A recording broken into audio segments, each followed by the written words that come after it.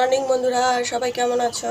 আশা করি ভালো আছো। আজকে হলো বৃহস্পতিবার, শুক্রবার, এখন বাজে সকাল 8টা। এখন থেকে আমি আমার ভিডিওটা শুরু করলাম। যারা চ্যানেলে নতুন, চ্যানেলটা সাবস্ক্রাইব করে নিও। যারা পুরনো বন্ধু আমার ভিডিও দেখো, সবাইকে ধন্যবাদ আমার ভিডিও দেখার জন্য। এখন আমি বসবো তরকারি কাটতে। চা খাওয়া হয়ে গেছে, বাসন দিলে ভাত বসাবো। নিয়ে বসে গেছি টমাটম, ছোট আলু ভাজা হবে, টমাটমের চাটনি হবে, আর রাতে হবে ছোলার ডাল ভিজিয়ে দিলাম। এইগুলো এখন হবে, আর কি কি হবে দেখা যাক। কি ভাবছো বন্ধুরা? আমাদের খুব ভাব, আমরা খুব গল্প করি, আমরা নিজেদের মধ্যে সময় কাটাই। হ্যাঁ, আমাদের নিজেদের মধ্যে সময় কাটাতে ভালো লাগে, তবে আমাদের মধ্যে ঝগড়া হয়, মারামারি হয়, কান্নাকাটি হয়, আবার ভাবও হয়ে যায়, আবার গল্পও করি।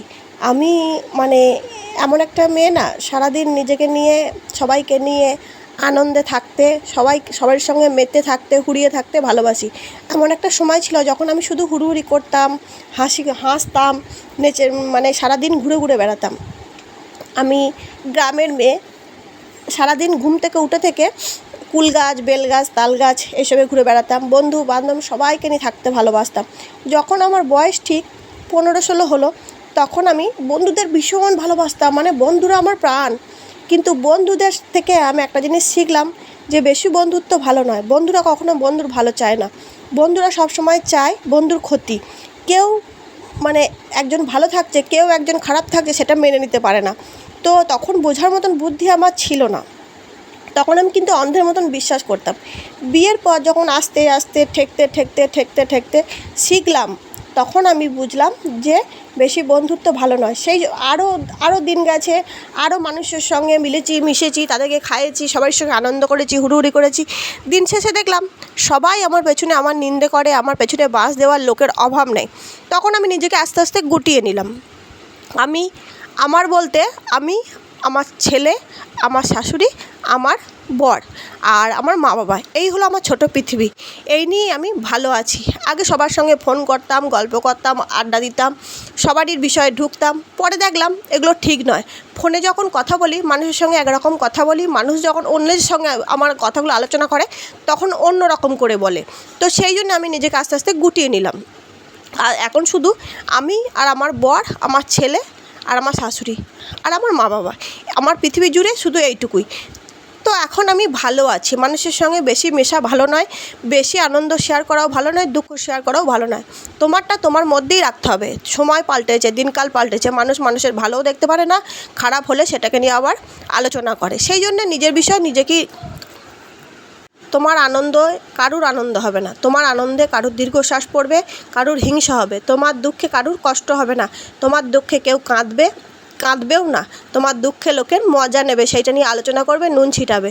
এখনকার সময় হলো এটা। আগেকার কিন্তু এরকম ছিল না। আগেকার মানুষ একসঙ্গে থাকতে ভালোবাসতো, সবাই একসঙ্গে থাকতো। তো সকালে এই টাইমটা আমি আর রাহুল খুনসুটি করে কাটাই, মাঝে মাঝে ঝগড়াও হয়ে যায় এরম করতে করতে। তো আমি বলছি তোমার বুকে আছে ঘোড়া, আর তুমি হয়ে যাচ্ছ হাতির মতো। তারপরে ও বলছে এখানে ওখানে চুলকাচ্ছে, দিয়ে বলছে গায়ে দিয়ে দেবো। এই নিয়ে আমি আর হাসাহাসি করছি।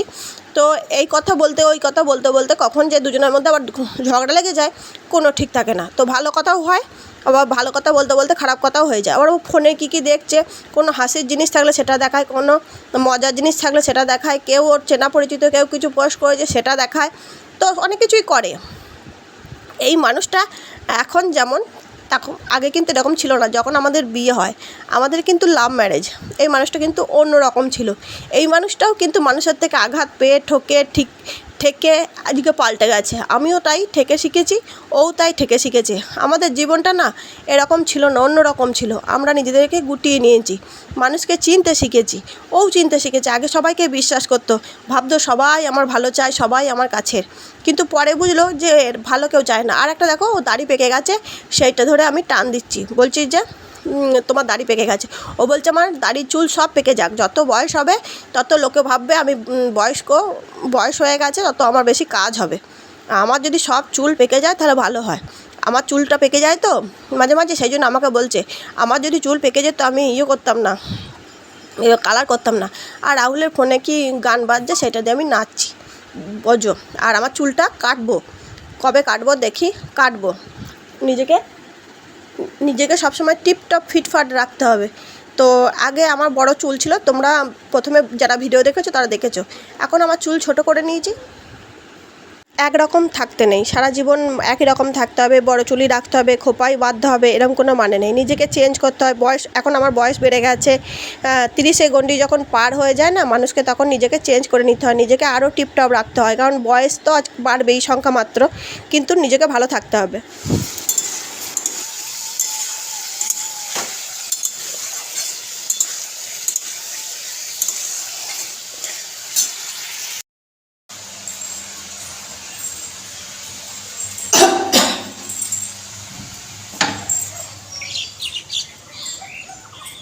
সকালবেলা কাচাকুচি হয়ে গেছে, এই দেখো পুরো ছাদ ভর্তি। নিতে এলাম হ্যাসেলের নেতা।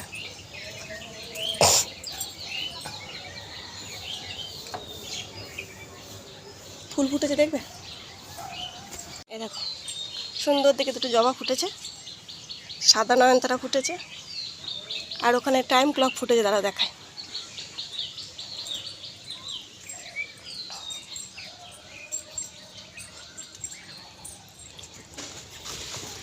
এই দেখো,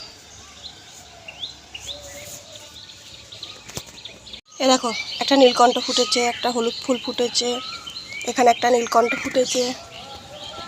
এই হলুদ গাছটা হয় না প্রচুর, সব মেলা আছে, থাকুক, পরে শুকিয়ে গেলে নেবো। এখন রান্না বান্না করছি, এই ভেসেলের নেতাটা নিতে এলাম। দেখো বেলি ফুলও ফুটেছে, খুব সুন্দর বেলি ফুল ফুটেছে। চলো রান্না করি।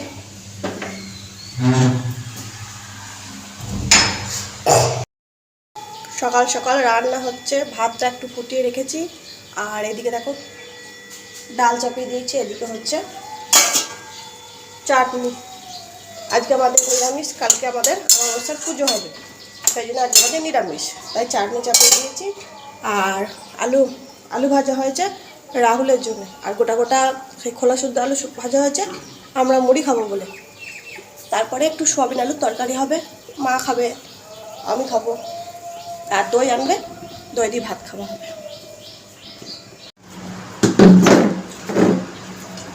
আজ পেঁপে ছিল না, দিইনি আজকে পেঁপেটা তো বদি, কালকে তো আবার খেতে পারবে না। আজকে তো বদি আবার কালকে তো এই ডালটা খেতে পারবে না, কাল তো আবার ডালিয়া, ভাবছেন তো কাজ করতে হবে, তো পেঁপে দিলে তো ডালটা এক গাদা হয়ে যাবে। তো আমিও নেমে পড়লাম রূপচর্চা করতে। অনেক দিন ভাবছি যে মুখে একটু আলুর রস দিয়ে বেসন দিয়ে দেবো। তো আলুর রস আছে এটার মধ্যে, প্রথমে আলুটা কুড়িয়ে নিয়েছি, তারপরে আলুর রসটা ছেঁকে নিয়ে নিয়েছি, দিয়ে আলুর যে মানে ছিলকাটা ছিল সেটা দিয়ে বড়াও করে নিয়েছি। এর মধ্যে আছে একটু আলুর রস, বেসন আর হলুদ আমাদের অ্যান্টিসেপটিক, সেটা সবাই জানো, যে কোনো কাটা জায়গায় পুরো জায়গায় দেওয়া যায় হলুদ। তো সেই জন্য আমি হলুদটা মুখে মিশিয়ে মেখেছি, এর সঙ্গে মধুও দেওয়া যায় তাহলেও ভালো। তো আমি মধুটা দিইনি, এইটাই দিয়েছি, মেখেছি। আমি আগেও এটা মাখতাম, তো এটা তোমরা যদি মাখতে চাও মাখতে পারো, ঘরে থাকা জিনিস, একটু আলুর রস আর একটু বেসন আর একটু হলুদ। তো তোমরা যারা মুখে এটা সেটা দাও, তোমরা তো জানোই যে আলুর রস কালো ছাপ, মুখে যে কালো দাগ থাকে সেটা দূর করে, আর হলুদ অ্যান্টিসেপটিক, আর বেসনও মুখের জন্য খুবই ভালো, মুখে উজ্জ্বল ত্বক নিয়ে আসে। তিনটে একসঙ্গে মিশিয়ে মাখলে স্কিন গ্লো করে। তো আমি ঘরে থাকা জিনিসই মাখতে পছন্দ করি, কোনো সময় একবার মাখি। তো মুখে আমি সেরকম কিছুই মাখি না ফেস ওয়াশ ছাড়া।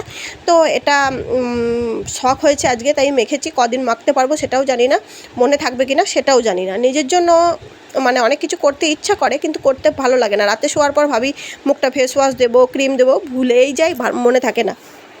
সবার কথা ভাবতে ভাবতে, সবাইকে মানে সব কিছু দিতে দিতে নিজের কথা ভাবার মতো সময় পাই না, ভুলে যাই। নিজেকে যত্ন করতে হবে, নিজেকে ভালো রাখতে হবে, এগুলো কিন্তু করা উচিত, আমার করা হয় না। আজকে দুপুরে কী কী রান্না করেছি তোমাদের সঙ্গে শেয়ার করলাম, দেখলে কী কী রান্না করেছি। আজকে যদিও আমাদের নিরামিষ রান্না, ভাত, আলু ভাজা, তারপরে পটল আলুর তরকারি। বিকেল বন্ধুরা, সবাই কি করছো? আমি জানি তোমরা ঘুমাচ্ছ, কারণ এখন প্রায় 4:30 এরকম, 4:10-15 হবে। আমাদের ঘুম আসে না, তো তাই আমরা একটু ফোন দেখি, দিয়ে 4টের মধ্যে উঠে পড়ি, দিয়ে আবার টিভি ফিভি দেখি। তো আমরা একটু টিভি দেখছি। আর তোমরা কে কী করছো, যারা দেখছো ভিডিও কমেন্ট করে জানাবে। আমার টোটাল লিপস্টিক দেখে কেউ ভেবো না যে আমি লিপস্টিক লাগিয়ে ভিডিও করছি, এটা আমাদের হয় না। শর্ট ভিডিও করছিলাম, কটা শর্ট ভিডিও করে নিলাম। শর্ট ভিডিও ছাড়া তো সাবস্ক্রাইবার বাড়বে না, সেই জন্য শর্ট ভিডিও করতে হয়। যখন সময় পাই তখন করি, যখন সময় পাই না তখন করি না, ভাবিও না। যখন পাই তখন অনেকগুলো করি। চলো আজকে ভিডিওটা এখানেই শেষ করলাম। শাশুড়ি মা হাঁ করে সিরিয়াল দেখছে, আমিও সিরিয়াল দেখছি। তো শাশুড়ি মা কেমন করছে তোমাদের সঙ্গে আমি দেখালাম, আর আমিও জামা পাল্টে নিয়েছি, একটু বসে বসে টিভি দেখছি। ভালো থেকো সবাই, টাটা।